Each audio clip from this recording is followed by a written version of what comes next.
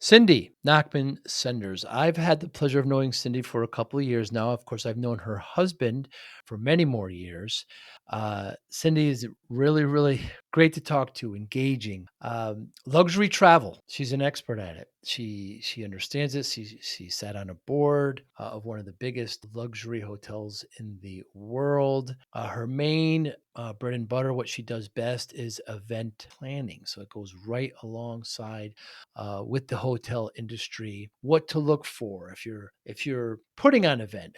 We put on an event and it was so difficult, and my goodness, but to have an event planner that knows what they're doing. I asked about the many pitfalls, what to expect, what not to expect, and she just knows contracts. She knows how it works.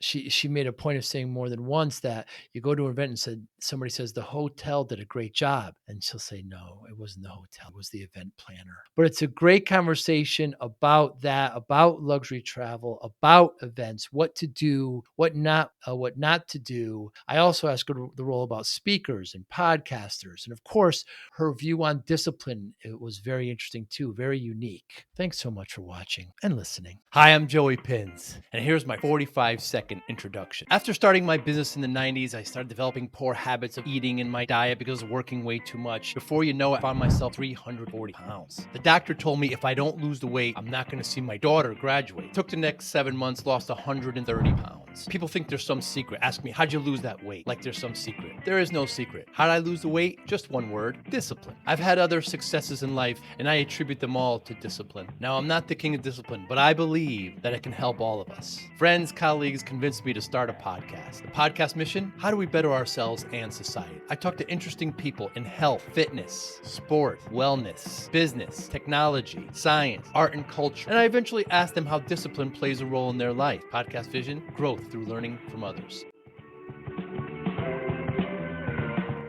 Questions, Cindy. I thank you for your time today. What's the difference between luxury and non-luxury travel? I think luxury is just would be the experience of the traveler, the commitment to excellence, from where you're traveling to, from either the hotelier or the airline, or it could be experience related. But I think there's a significant difference between luxury and non-luxury. And even in the hotel space, it's defined. It is. So hotels are defined as luxury, there's premium, there's select. They kind of have terms that are used to call out the different levels of hotels. But I think there's a significant difference, and I think a lot of it has to do with the experience. In this fast-paced MSP landscape, how do you stay ahead? Introducing MSPinfluencer.com, your ultimate hub for MSP news, insights, and community connection, powered by Forza Dash. More than 75,000 MSPs subscribe to our MSP Influencer Pulse weekly newsletter, staying informed and ahead of industry trends. Tune in to emerging podcasts from Joey Pinz and leading MSP voices, offering essential tips, powerful insights, and success stories. Explore our multi-authored blogs, crafted specifically for MSP leaders, delivering fresh perspectives and actionable strategies. Celebrate excellence with the industry-leading Forza Dash MSP Influencer Awards, recognizing innovation, leadership, and impact in the MSP community. Join thousands of MSP professionals who trust MSPinfluencer.com to grow their business and expand their networks. MSPinfluencer.com, where today's MSP leaders connect, collaborate, and conquer, all powered by the Forza Dash platform, helping MSP vendors work effectively with MSPs and helping MSPs grow. And you served on a board on a very luxury-based hotel. Do you still? Not currently, because they were kind of absorbed by a big brand. I see. And so I think their commitment to luxury has slipped considerably, and unfortunately. And now I think that brand is really more about logo and name and doesn't stand for what it used to stand for. Ladies and gentlemen, serving ladies and gentlemen. That's right.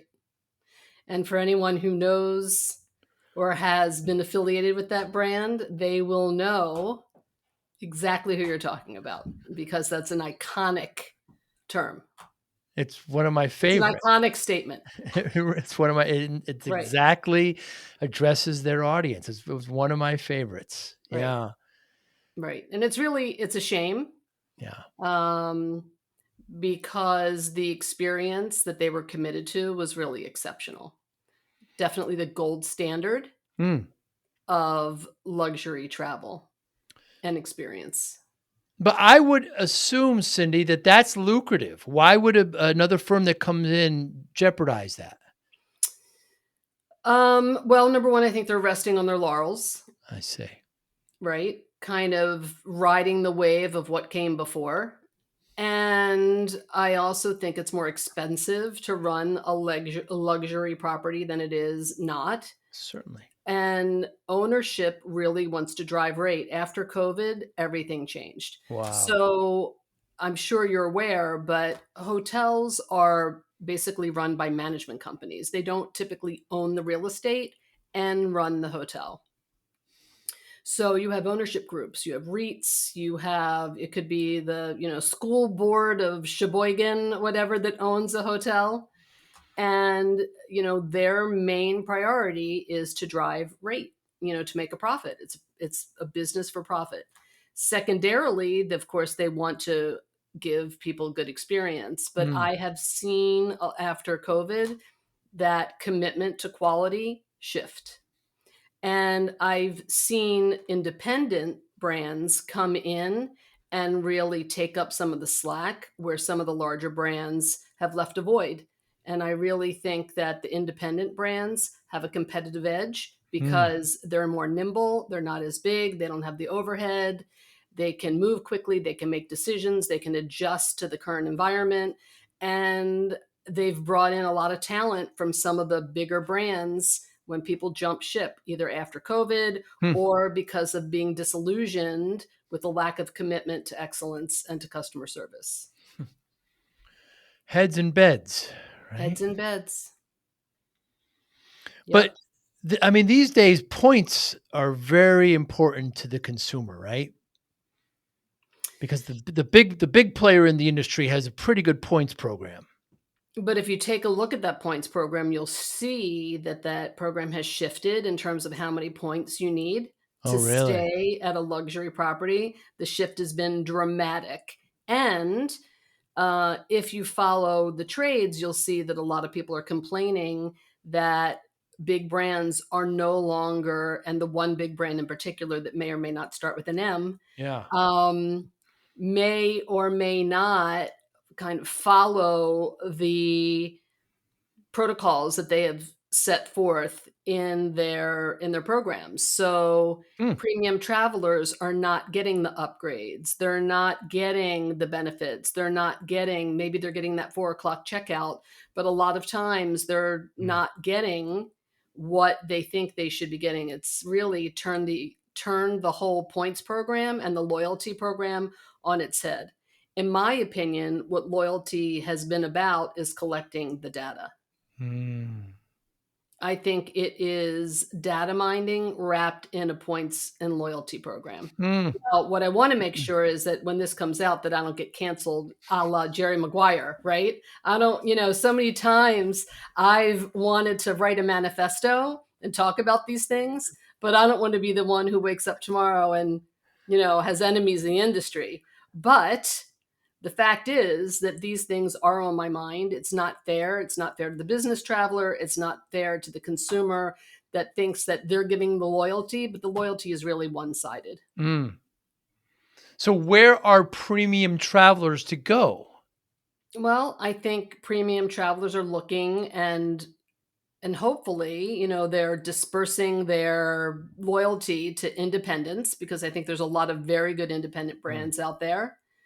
Um, and true luxury premium travelers are really exploring unique and travel opportunities, aren't necessarily looking at a big box provider for their Mm. experiences because I Mm. really don't think, and there are some exceptions to the rule. There are some legacy GMs in certain, I'll just say, Ritz Carlton properties that are legacy GMs that really understand culture, that value their team members, that really put people first, that understand what it means to deliver luxury. And I think those properties are some of the better operated ones in under that logo.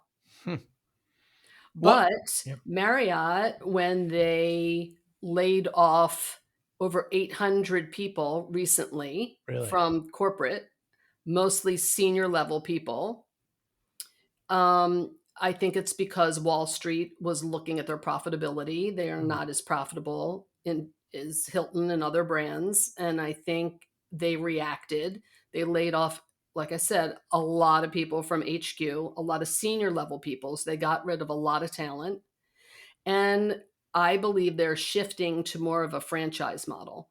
Hmm. And to me, a franchise model is problematic. So, what a franchise model means, which you probably know, is that they will franchise the Marriott name, whether it be a JW, it doesn't matter whether it's select, premium, luxury, although they haven't really done that with Ritz Carlton yet, but they'll franchise the name. And then the hotel partner that's operating the property is not even under the brand. It could be Whitehall Lodging, it Wow. could be any hospitality company. And where's the cost savings there? They don't have to hire the employees. They don't have to worry about turnover. No, the cost savings is probably in the management fees. I see. So there it's competitive market in terms of what management company do you want to have to run your hotel. Now, some hoteliers may run and manage and then license the name, and others may just own the real estate and license with a management company. But really, most brands that you're familiar with, the big brands, are management companies. Hmm. What has timeshare done to the industry, Cindy? I don't really think timeshare is a big player in the industry. I think Airbnb for a while Mm, was really causing some havoc in the industry, but I think that has shifted. There's been a lot of negative press towards Airbnb in terms of safety, cleanliness. I mean, I'm sure we've all seen the stories of hidden cameras and, you know, properties not as advertised. And then there's been pushback, especially in big cities like New York City and other yeah, big cities. People don't want the transient traffic in their residential buildings. right, right. So I don't really see that. I mean, I do think that when Airbnbs really started to become prominent, it was a big Mm, concern for the industry, but I think the industry has adjusted to that. And I also think the way that room rates are now really managed by the director of revenue management called dorms.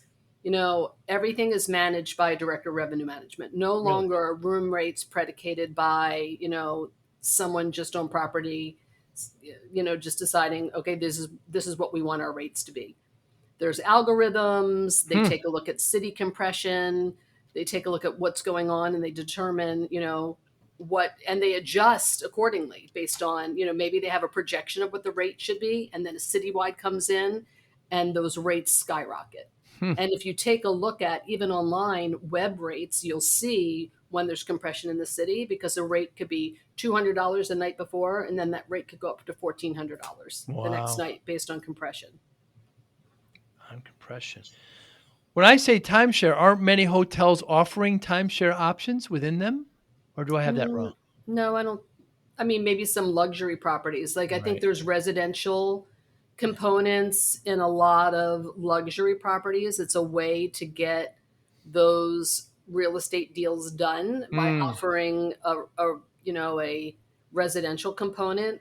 I think there's been a lot of pushback against the traditional timeshare where you're buying X many weeks right. at a people are really dumping those. I They mean, are. there's yeah, I don't think there's a lot of interest specifically in timeshare unless you really, are a Disney aficionado and that's where you want to spend your vacation every year for the next 30 years, then maybe you want to buy a timeshare. Hmm. But Well, they yeah, promote like their network, right? Where you can yeah, go. there is a network. I'm really not a timeshare expert, but Yeah, most people in my space don't timeshares. I don't think they're building new timeshares. I right. think there's a lot of mixed use buildings, a lot of Mm. residential buildings co-joined or commingled with luxury properties, also with shopping, walkability. I think I'm seeing that trend, but I'm not seeing a trend to really expand the timeshare uh, kind of network, so to speak. So as far as the consumer is concerned, the rates are what they are. They're probably not loyal. I mean, I'm not particularly loyal to a particular brand. I end up going where events are there, so I just kind of take it in there. But you're saying the quality of the luxury specifically is falling. But as far as the kind of the medium tier, you see the quality suffering. I think it depends on the property. I think it's very Mm, property specific. mm, And I think a lot of it has to do with who the management company is and really who the GM is. I think the GM is a very important position at any property. They're really the captain of the ship. They mm, set the tone. And in my many, many years of doing this, I've met some really exceptional GMs who really motivate their team members, really understand hospitality, understand, and they're not just in the luxury space, but even in, one tier down, mm. full service business hotels. They're not like just a turn and burn, but in these days, not a lot of companies are also putting money into training. It's just moving Mm. chess pieces of people around to different properties. So when Marriott acquired Starwood, a lot of the Starwood GMs came into the Marriott brands. And so if you have a legacy, for example, Ritz-Carlton person, Ritz-Carlton used to put a lot of money into training. They put a lot of effort into hiring. They had a whole hiring process that went away. And so, but you still have a lot of those legacy GMs who still run their hotel the way they were trained. Wow. But, maybe there's a day of training, maybe two, Hmm. but you're not seeing the same commitment to training people, to bringing them up to speed, to really understanding what the brand stands for. I mean, it's more words on a paper. I don't know that they really understand the culture. And I think companies overall right now are struggling with just the overall overarching concept of culture. Mm. I find that in a lot of PE owned corporate companies, a lot of clients that are struggling with that because it's about the bottom line. It's not necessarily about culture. And people are look at team members as being interchangeable cogs as opposed to your most important asset, which is your people. So if you had your way, Cindy, how would you straighten out the hotel? I give you, I don't know, would it take money? What would it, if you had your way, how would you straighten it out? I think training, Yeah. I think educating people about the importance of brand, culture, luxury, what the luxury experience, even the hotel experience is. And not everything is a luxury experience. There's a reason to have a Courtyard by Marriott, right? Right. Right. There's a reason to have Spring Hill Suites. Like Yes. not everything needs to be a luxury Right. experience. They But serve I them all. also think it's about hiring the right people. You Mm. don't want to hire someone who's great at, another job may not be a good fit in the customer service industry. They just may not be cut out for delivering or understanding or the importance of culture and brand and communication and the importance of how you make people feel when you engage with them. Not everybody's cut from that cloth, and that's okay. But I think hiring the right people and putting money into people is where I would start. Hmm. What makes a great event, corporate event, Cindy? I think that's subjective, but for me, it's about delivering an experience for the Mm. attendee. And that experience, can vary depending upon the client's goals. But I think attention to detail, I think making it easy for the attendee to navigate the event, whether it be through communication, wayfinding signage, clear understanding of schedule of events, content delivery, making sure people can see and hear very basic things, but that definitely informs people's experience. If you're sitting in the back of the room and you can't see the screen or you can't hear the speaker, you're going to have a very different experience. You're not going to walk away saying, that was great. Mm.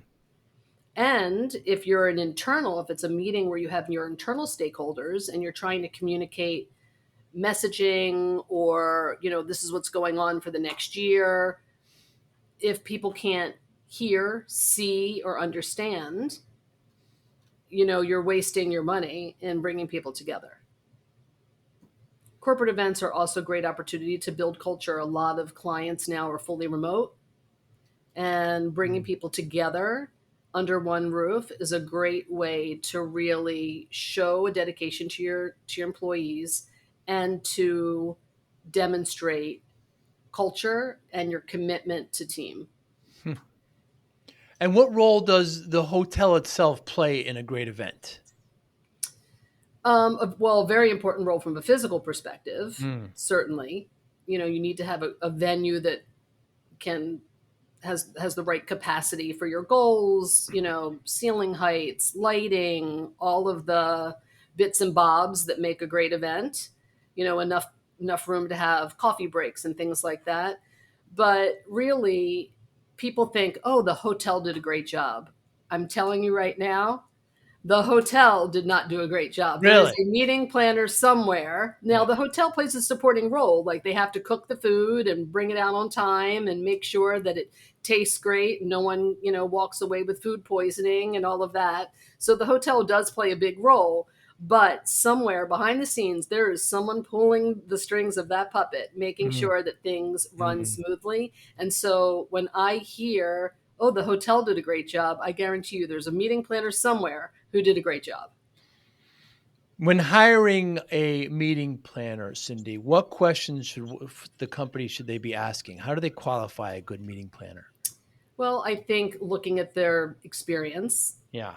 right? Of course, somebody just starting out, everybody needs to start somewhere, but I think experience is important. I believe that an understanding of the commitment to customer service and quality is important. And again, quality is subjective. Quality doesn't need to mean expensive. It just needs to mean quality. So Mm. that what you're doing is done well, that you're not just phoning it in. They need to be organized. And certain skills, meeting planner skills, are things that people, in my opinion, they either have or they don't have. You Mm. can train and teach people certain things, certain skills, but you can't teach someone how to think. You can't teach someone how to be a linear thinker, how to see around corners. I mean, seeing around corners is not something that you can really put down as a job description. Must see Right. around corners. What Mm. does that mean? But it is a trait that people need to have to be very exceptional in the field. But it's a je ne sais quoi. Mm. You can't define it, so to speak, but you know it when you see someone who has those qualities. Anticipating needs, understanding, what the feeling that people get when they walk into a space, what it takes to make people feel comfortable. How do you build a space where people feel that they can either learn or network or whatever the goal is, and that's optimized within that space? And, different meeting planners also have different levels of skill. Mm. So there's meeting planners that really understand more the perfunctory kind of doing an event that is a board meeting or an agenda or something, but then there's different levels where we really specialize in production. So staging, lighting, storytelling by use of content, video production, slides, building decks, branding, all of that. Mm. And that can be either for an external event where you have stakeholders, or it can be internal stakeholders. So I guess the answer is what makes a good meeting planner is it depends on what you're looking for, Mm. right? If you're looking for something that's just, smaller business meetings and board meetings, maybe you want to have somebody who's more adept at booking travel or, booking hotels, negotiating contracts. But if you're looking for the full package, you need someone who has the complete complement of experience. Hmm. Everything from contract negotiation to production, AV, video, brand, understanding content, marketing. We wear a lot of hats. We put on our legal hat when we get the contract and review the Mm. contract and have negotiate the terms because hotel contracts are not easy to navigate. Hmm.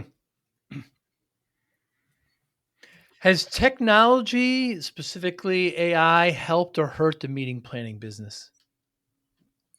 I think technology is helpful. I think AI is always helpful when it comes to content, when it comes to engagement in terms of the audience. I think Mm. AI is very helpful. Do I think we can ask, some form of AI to build a meeting? Maybe they can build a concept, a brand, taglines, even art, storytelling for videos. I think AI can be helpful. It's certainly a time saving mechanism, but I don't think AI can necessarily plan an entire meeting. Right, right, right. Who will you not work with when looking to plan an event? Who you would not work with? Hey, Joey Pinz here. Want to take your podcast experience to the next level?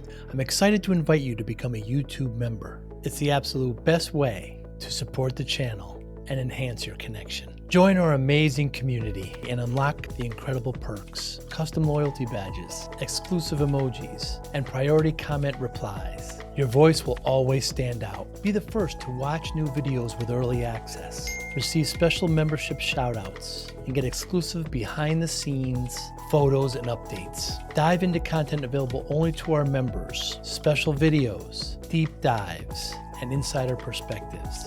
Engage directly with me. Suggest podcast topics you want to hear, and even get personalized video shoutouts. Hit the join button right now and become part of something special. Let's build this amazing community together.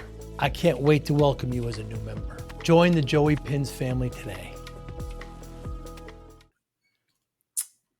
Well, I prefer not to work with in-house AV Ah. because the model is broken. It doesn't work. I'm gonna make a lot of enemies here, but I'll put it out there anyway. And the So, people are fine, it's just their management, you would say, no? no, I think it's both. Really? Yeah. Wow. I think they have great salespeople because the salespeople make money on what they sell, Right. but then they hire $35, $40 an hour techs, and in the open marketplace, techs who are talented are making a day rate of $1,000 a day. Wow. So you're getting it's like if you're going to go have surgery, do you want the doctor who's the best or do you want the doctor who, went to, maybe went to medical school, maybe really understands how it all works, or do you want like a bona fide surgeon? There's a difference in, and I'm not saying that planning a meeting or doing production is akin to the medical system, but there are different levels of expertise in terms of if you want a flawless meeting, you need professionals. As a meeting planner and an event producer, I can't pull all the widgets and punch all the buttons. I can't, make sure that we can't make sure that food and beverage is out on time for the coffee break and call the show and be backstage sending talent to Hmm. stage. I have a team that does all of that. So I prefer not to bringing that back to in-house AV because I think they sell the dream, but I don't think they can execute. And Mm. it's not like it was like a one experience and I was poisoned forever.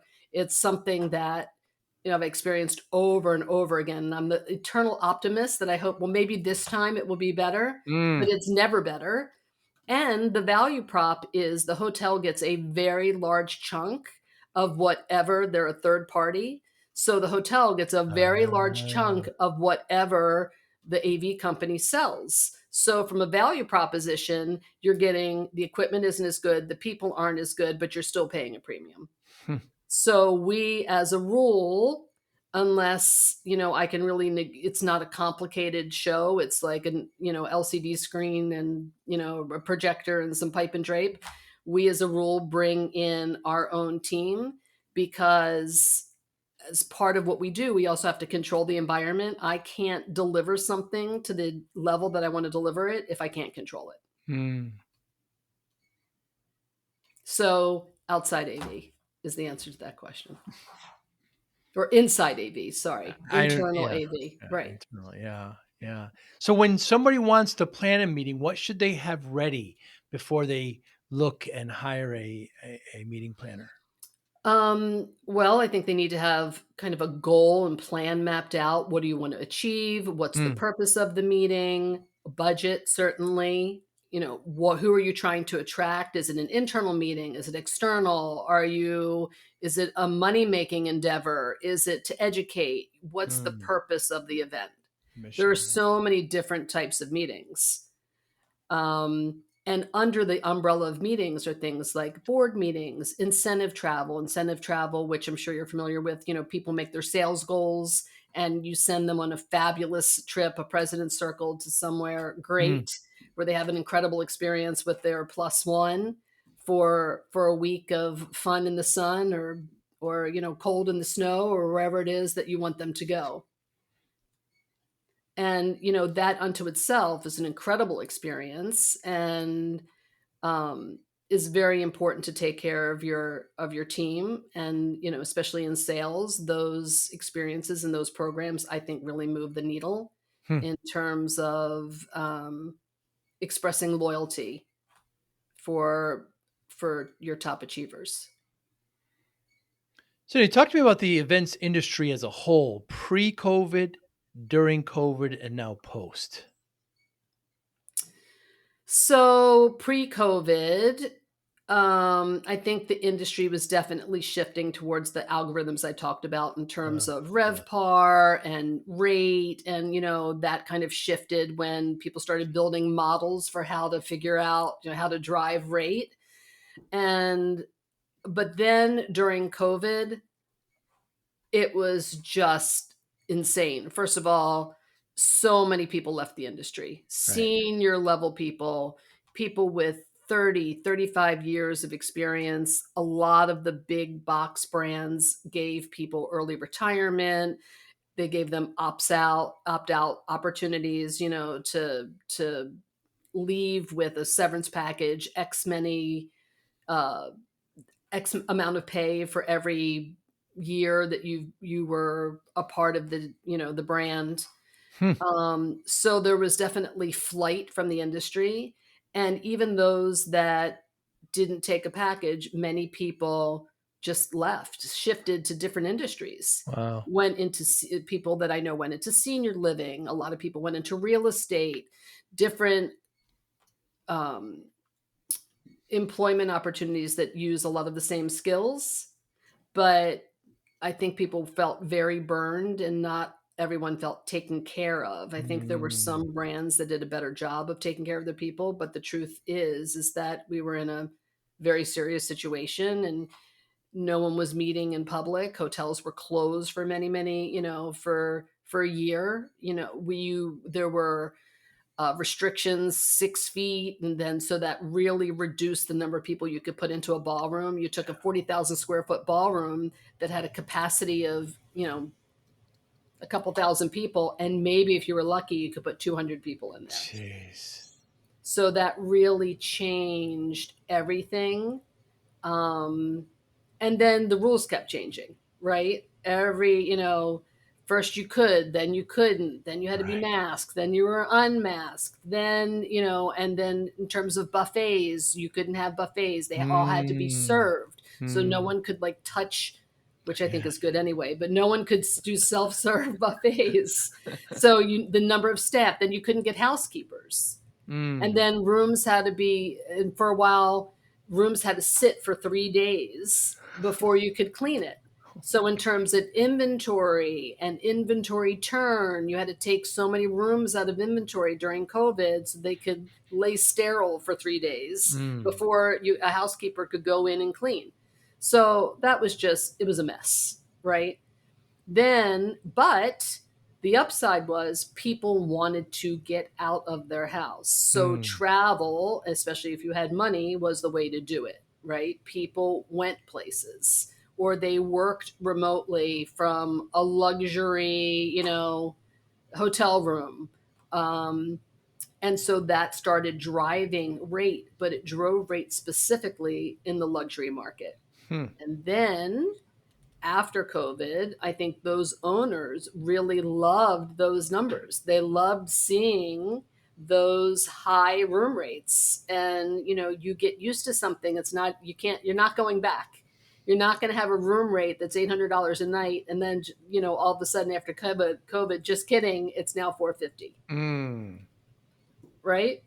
And they learned that people are willing to put up with, fork out the money, but have less service. So you'll even see in luxury all the games that are played in terms of green initiatives that are really about saving money. It's really not, I mean, there's very few brands, maybe some that are really committed to the green initiative, but it's really about labor, laundry, towels, housekeeping. It's about shaving dollars. And a lot of luxury brands will ask you, do you even want housekeeping? Or mm. rather than changing your sheets every day, they now change your sheets every 3 days. So a lot of that has shifted. And you can imagine the cost savings of changing sheets every day just from laundry to changing every 3 days. I haven't done the math, but I'm Hmm. sure it's substantial. Significant, yeah. Right. Some hotels have in-house laundry, some of the bigger properties, but a lot of them send it out. Hmm, So again, significant savings, even in labor. The labor savings of how many shifts and that you need to have people on in order to do the laundry, fold the laundry if it's on site, or if it's off site, when do you have to have the laundry to the laundry people in order to get it back for the next day. hmm, They've also gone linenless, so a lot of hotels have shifted their furnishings, which isn't bad. I do think that that is a good initiative, but have hmm, shifted their furnishings from just, it used to be plywood tables that you would roll around and have stored up against a wall in the back of the house or in the storage areas somewhere, to more finished looking linenless tables. I'm sure you've seen in your travels. sure. But I can tell you in my space, Cindy, now there's more events than there's ever been. There wasn't that many back before COVID. So is this a bounce back? I mean, there's just too many in my tech industry. It's like one every day. Well, I think because tech has just grown exponentially, I see. and I think everyone is just trying to fight for a piece of the action. Mm, Um, and I also think tech is not tech. I think it depends on the sector. I think right. it depends who owns the business. Mm, Um, and again, what the value prop is of getting people together. Is it to sell? Is it to network? Is it to innovate and build new product? Is it to promote? I mean, there's so many, trade shows. I'm sure you go to trade shows. Trade shows all the time. are, especially something like CES is a great example of an incredible trade show. To me, it's, again, using the term gold standard, it's the gold standard in the industry. It brings everything together. It has education, it has sizzle in terms of what it looks like, branding, and then a lot of big brands roll out their new products there, right? So Sony has a big booth maybe, and they're rolling out the newest innovation or something that's coming to Mm. market. And so that also drives engagement from influencers, from traditional press. People cover that because they want to see what's happening in the space. And for your listeners, CES is the Consumer Electronics Show. Yeah, consumer in Right. Las Vegas. Yeah. Right. So I want to run an event. What are some misconceptions about running an event? Why do I need a planner? Can I do it myself? I mean, I could just do this. Like, what are some of the misconceptions? That it's easy, that you Right. can do it yourself. That's the misconception number one. Yeah. I think we've had that conversation We actually. have. Yes, Yeah. it's not easy. It's And not easy. no, and a lot of times we make it look easy, right? Which is the magic, that we make it look easy. But it starts with contract negotiation. And, it's hard to get, especially now with newer people in the industry. Contracts have become transactional, not relationship built. I'm still old school in that for my clients, if I can't get traction with a property, I'll take it up. I'll take it up the food chain. Hmm. I will. It's important for people to understand, especially salespeople, that you know what you're doing, that what you're asking for is reasonable, and that this isn't something you're just making up, right? Like, there's industry standards. So in order to get traction in contracts, to get whether it be comps or to get favorable terms, you really need to know what you're doing, because it's very easy to just sign a contract and then the next thing you know, you're not covered. For example, a lot of people may not know that, okay, you want to have a meeting room and you want your meeting to start at noon, right? And it's going to be over at 5. Well, what time do you need to get in to set up? Hmm. You can't just put in the contract that the meeting is from 12 to 5 if you're going to be building a stage or exhibits or pop-up booths or whatever. You need to make sure you can get in that space either the night before. Do you have storage? Do you have an office space? Right? What are the rules in terms of how many days in advance can you send in your swag? How long will they store it for before they charge you for storage? What are the freight rates in terms of when you're moving in any of your materials, whether it be booths or banners or, like I said, swag, or even handout materials. If you're shipping in, what's the hotel charging you for receiving the freight and for delivering it to your space? That's all Hmm. negotiable. What if you don't pick up all your rooms that you contract? What Hmm. happens, right? What's your allowable wash? Now, hotels a lot of times now will use attrition and performance interchangeably, or allow you to reduce your block. Reduction of block is very different from attrition. So Hmm. reduction of block would mean if you're blocking 100 rooms and they say to you in the contract, okay, Joe, at 30 days out at your cutoff date, we'll allow you to reduce the block by 10%. So we'll give you 90% reduction of block. But after that, if someone is attending your meeting and they can't come for any reason, and this is assuming that you're picking up the rooms or you're responsible for the room block, which you would be responsible for the room block, even if people are paying on own. If someone cancels because they had a death in the family, they've got, they get sick, they just decide not to come, you're responsible for those rooms. So what I like to negotiate is a reduction of block in addition to an allowable percentage of attrition on the back end.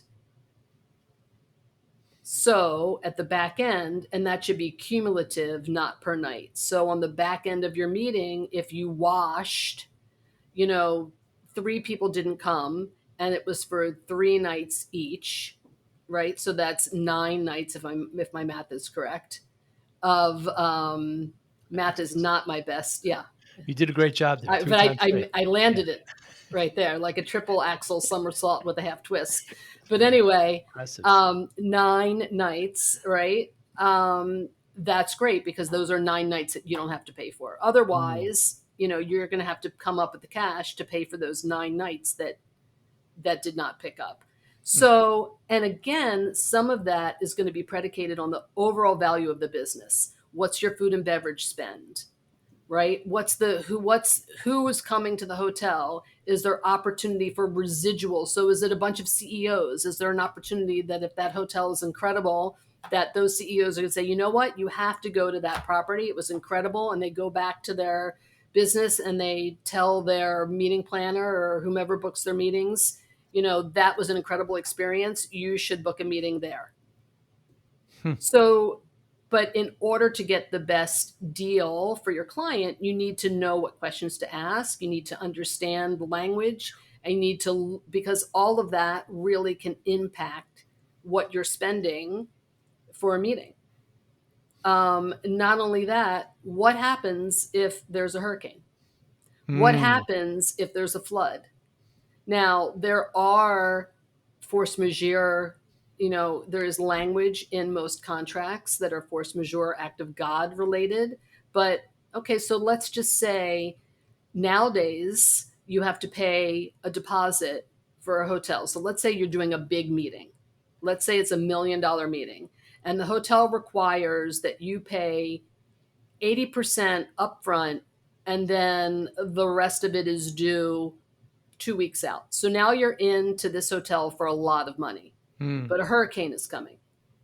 So they've shut down the hotel, right? No traffic in and out of your little Florida island, where your luxury property is located on some Florida island because a hurricane's, is bearing down. Hmm. So what happens to your money? There's a force majeure that says you don't have to have the meeting, but you've already paid them. Hmm.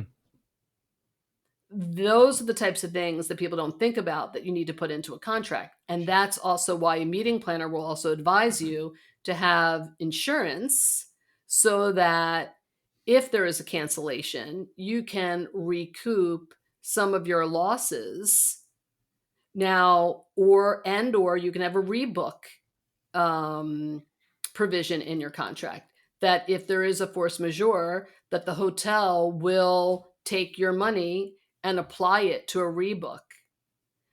Some hotels in a rebook situation will require that if they've already ordered the food and beverage, that they back that out of what they would apply to the rebooked meeting.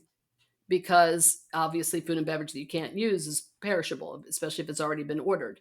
But that's where your insurance would kick in to cover that gap. It's kind of like driving a rental car, right? And having that gap insurance or that insurance that American Express gives you.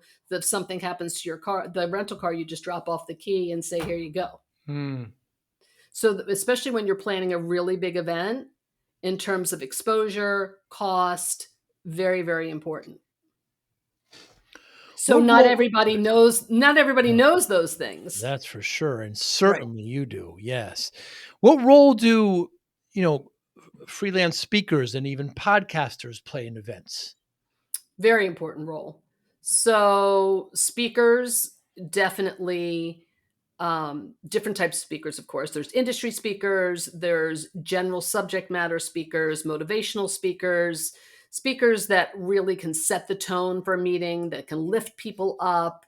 I think professional speakers are very important to most meetings, even internal meetings, sales kickoffs, and things like that. It gets people in the mode to learn. It really can shift their focus. So I think speakers are very important. And I think in trade shows in particular, and especially in the tech industry, I think podcasts are very, very hot. I Yeah. think I ran the Wine and Spirits Wholesalers Convention for 20 years. And way back when, we had podcasters come and cover the show in terms of trends, in terms talking about what was new in the industry, hot brands, things that might be coming to market, all of that. We even did a satellite, radio tour, which was very cool. So I think that having people cover an event as a podcaster and even pulling people off the floor and interviewing Yes. them is a great way to capture content and to get additional content for your meeting so that your meeting doesn't just stop and end with the 2 or 3 days that you're on site.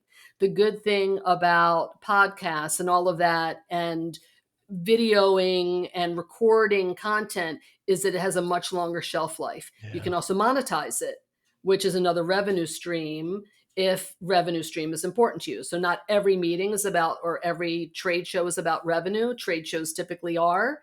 But not every meeting is about revenue. But even if it's educational in nature, you can do a drip campaign, or if it's about motivation, you can, send out to team members little parcels and little tidbits of important information, because you may get an engagement bump from people when they watch the content.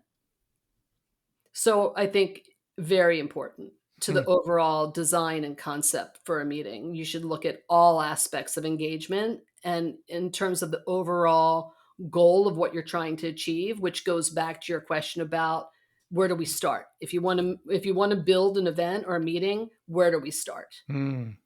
And where you start is you really have to build.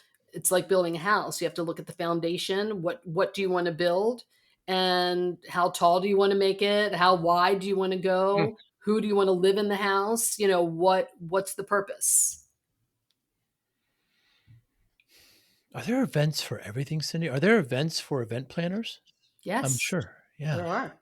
of course there are. Yeah. Yeah, so there's the Professional Convention Management Association, Hmm. PCMA. And then there's a trade show I'm going to in Vegas in October. It's called IMEX. So that's more of a vendor, situation where hotels are there, and then it's a great opportunity for meeting planners to go and meet with a lot of hotels. It's like 4 football fields Hmm. of hotels. Even with sneakers, you will get blisters on your feet. I Yeah, mean, it yeah. is it is a grueling 4 days, but very important, because the industry has gone very transactional, and it's really, I think, people don't understand the importance of relationships. Some do, but I think for people who are newer in the industry, salespeople who are newer in the industry, uh, it's important to see your customers, to understand your customers, to know who you're dealing with. And I think relationships still are the most important thing in terms Mm, of getting business done. Relationships are everything. And, you want to do business with people you like. right. And people you trust.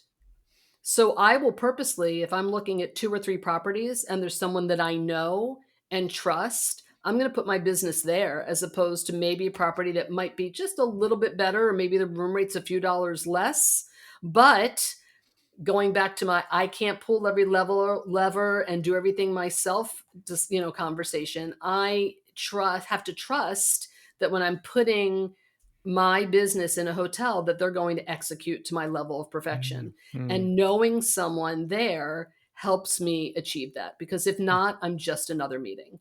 And being just another meeting these days doesn't doesn't work. mm, It doesn't work. And, because like you said, there's so many meetings. right. It's turn and burn. Your heads in beds. These heads leave, these heads come. Yeah. This meeting room is set for 50 people classroom, and the next day it's set in rounds. It's crazy. And so you can understand that to keep your team motivated is probably very difficult. So that goes Yeah. back to the GM to really continue to keep the team motivated, not burning people out with, shifts and overnight shifts and things where people don't get a day off. That's very important. But it's also up to the meeting planner to really level set the expectation for excellence, and even just to level set the expectations. Some people just go in and expect the hotel to just know what the meeting planner's expectations are, or how they want to run the meeting. I don't leave that to chance. It's kind of like being in a relationship, Hmm. right? People are like, well, they should have. They could have. Why didn't they? Well, did you tell them? Mm. Did you explain what your needs are? You can't expect people to meet your needs if you don't tell people what your needs are, right? Communication, Cindy. What's that? Communication. Communication. Pivotally important, Yes. right? So you need a good communicator, both written and verbal. You need someone who can motivate as well. The other thing that's really important is I find a lot of people don't give importance to housemen, housekeepers, Mm. bellmen. They see them as being invisible. Hmm. This is the core. This is the core of the business. It's extremely important for the planner to recognize not just your convention services person, not just your salesperson, not just the GM, but everyone, because everyone has a role in helping to execute your vision for the event. Hmm. So think about when you walk into a luxury property and you roll up on the driveway. You've been traveling all day, you roll up on the driveway, and somebody meets you and they're just like, oh, here he comes with 5 bags. They turn the other way, roll your own stuff into the lobby, right? Hmm. Or someone who's like, you know, good afternoon. How can we help you? Would you like us to take your bags? Right? It's a whole different level of Yeah. experience. And so Ritz Carlton refers to that as the warm welcome and the fond farewell.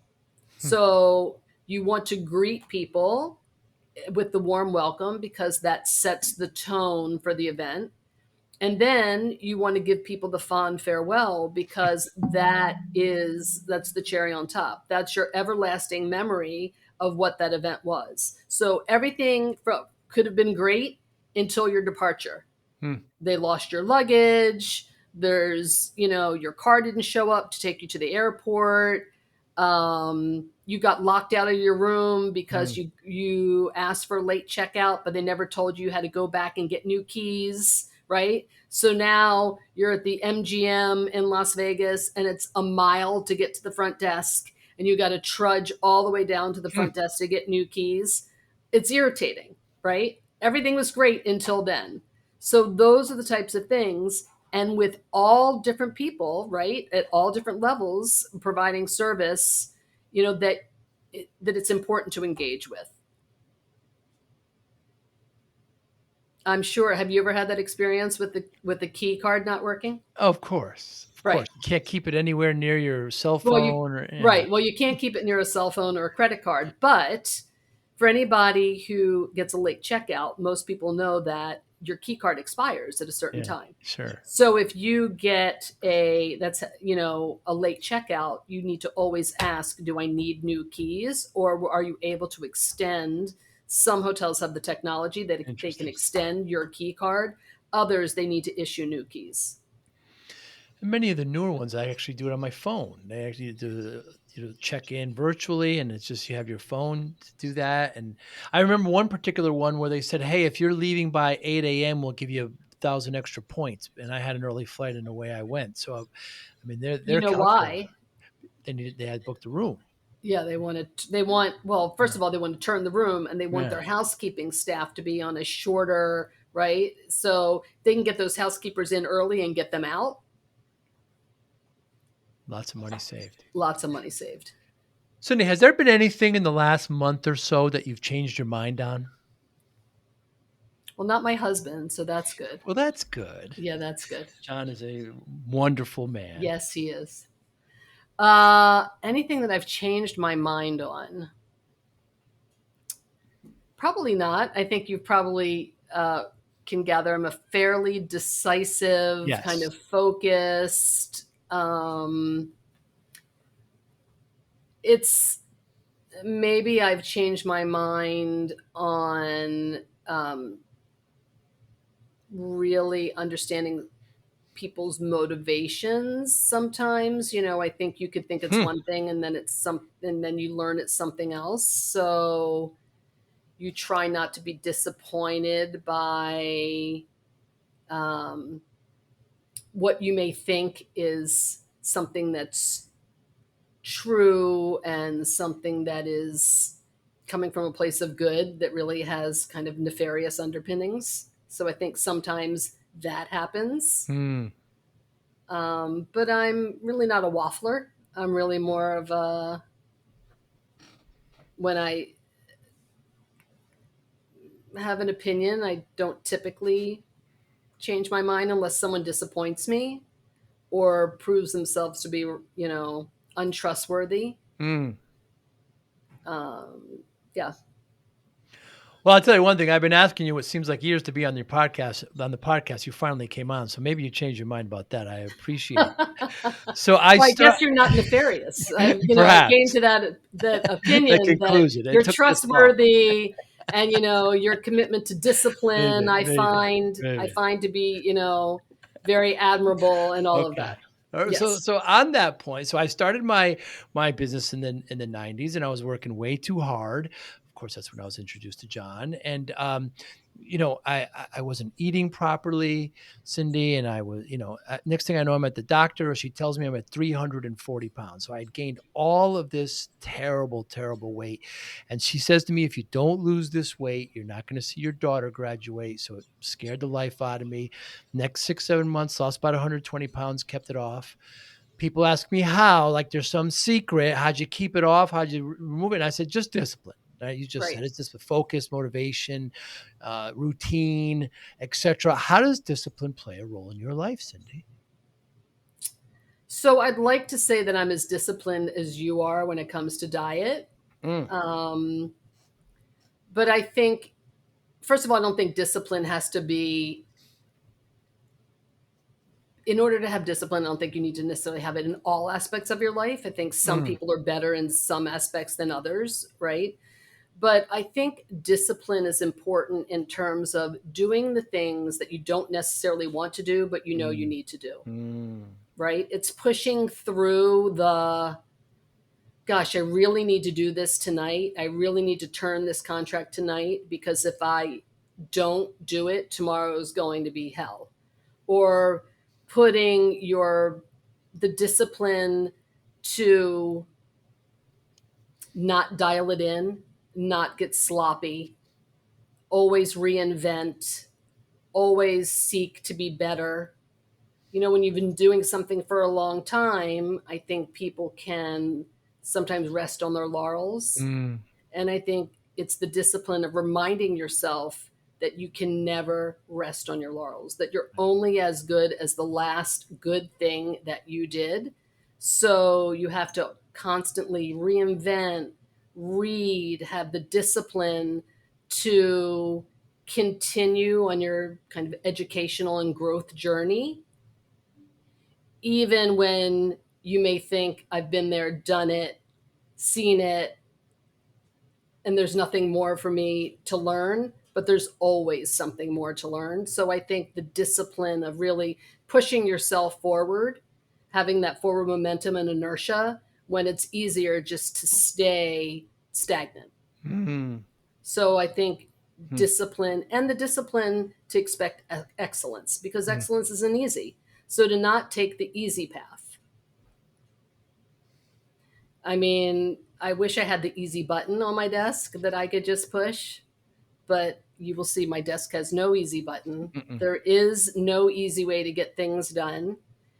And, the wherewithal to also find from within the excitement and the energy, even even when you have to manufacture it, to find something in a project, even when your client might be driving you crazy, or they're asking you to revise the budget for the 12th time, or asking you questions that you answered yesterday, to find that discipline from within to still love what you do and to put your best foot forward.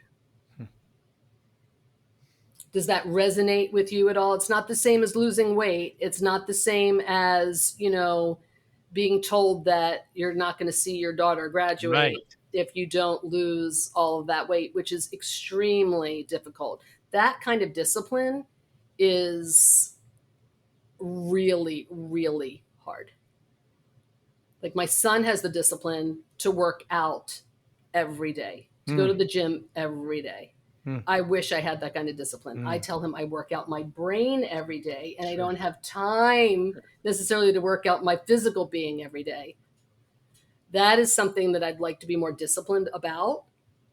But I kind of feel like if I'm 70% there on the discipline scale, maybe it's not too bad, Mm. although I'd like to constantly strive to do better.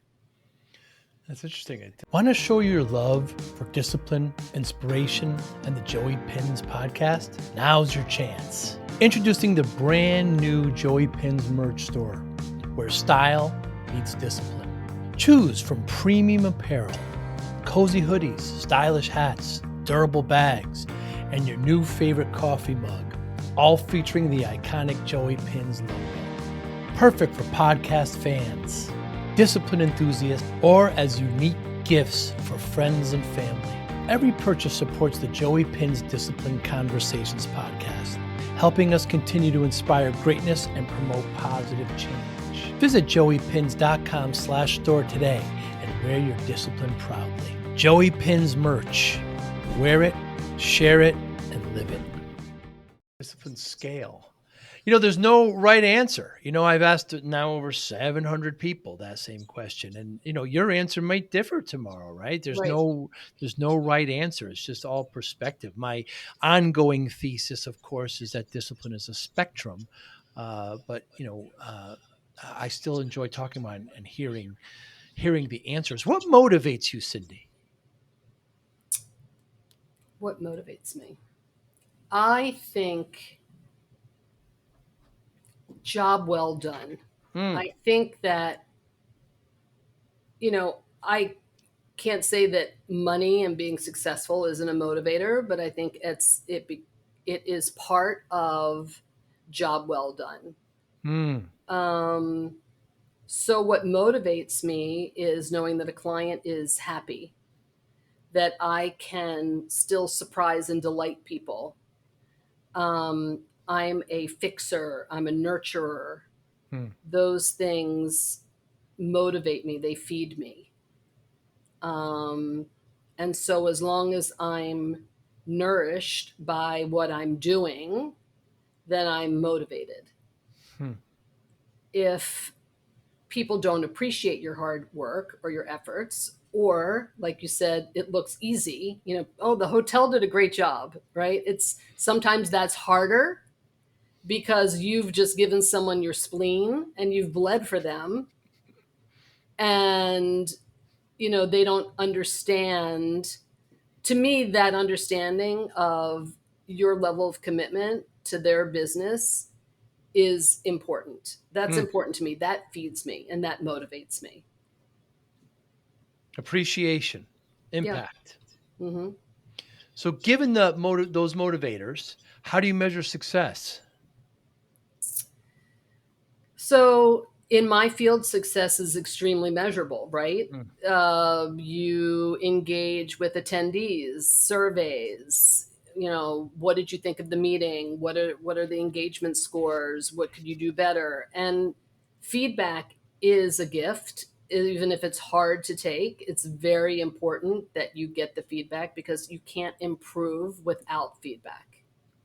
I can't fix something if I don't know it's broken. That's right.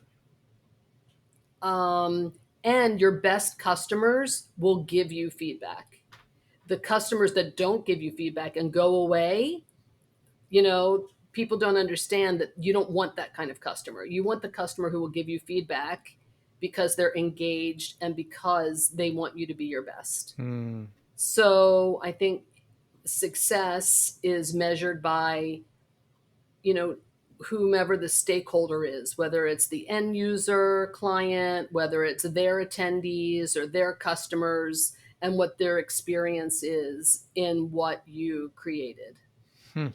But I also think I know I've been doing this for a long time, so I know when something is great, or maybe when something has fell flatter than I had hoped that it might. Um, but it's important to really know your audience so that you can achieve success. I think if you have a disconnect and you don't know who your audience is, it'd be kind of like you going in and talking tech with people that are, Hmm. well, I'll give you an example. I went to a crypto event last night. My husband's very into crypto. He Yes. understands all the terminology. Hmm. I would give myself a D minus in terms of my understanding of terminology and, what was going on in that room. But on the other hand, shame on them for not they don't have to do a deep dive into, Right. like, the primer of terminology, but the presentation wasn't linear. It didn't really there was no opportunity really Interesting. to understand what they were talking about. So, a perfect example is talking over people's heads, not knowing who's in the audience. We had a speaker once, the Wine and Spirits Wholesalers Convention, who actually got on stage and talked to people like they were grape growers. Hmm. And this was a professional paid speaker. I was mortified to say the least. And I won't tell you who it was because I won't, but I'll Okay. tell you off camera who it was Okay. because it is an interesting story. But Mm. nonetheless, talk to a bunch of CEOs of the top wholesalers and makers of wine and spirits like they were grape growers. Mm. And this person was like $100,000 speaker. Hmm. Yeah. Nice gig. Nice gig. Yeah. Yeah. Yeah. Cindy, well, I so appreciate you doing this. You're the best at what you do, no question. Anybody watching or listening, how can they get in touch with you? Well, they can go to my website, www.cnsconsultinggroup.com, or they can contact me on LinkedIn. They can DM me through Instagram, CNS Event Group, or they can email me at cindy@cnsconsultinggroup.com. We'll make sure to put all that in the show notes. I thank you so much for your time, and I'm looking forward to seeing you and John in person. Finally, have some dinner. Yes, that would be great. Thanks again. Thanks, Joe. Take care. Thank you for listening and or viewing Joey Pinz Discipline Conversations. Please share this episode with one or two of your friends who you think may benefit from the episode. Our website, www.joeypins.com. There you'll find lots of resources and you could join our mailing list. Please follow us on all our social media, Instagram, Twitter, and Facebook. Podcast information, the video version of our podcast is on YouTube. Please subscribe. Audio is on all major podcasting platforms. Please follow them. And if you like it, please consider giving 5-star rating. Would really appreciate that. Thank you again for listening or watching Joey Pin's Discipline Conversations.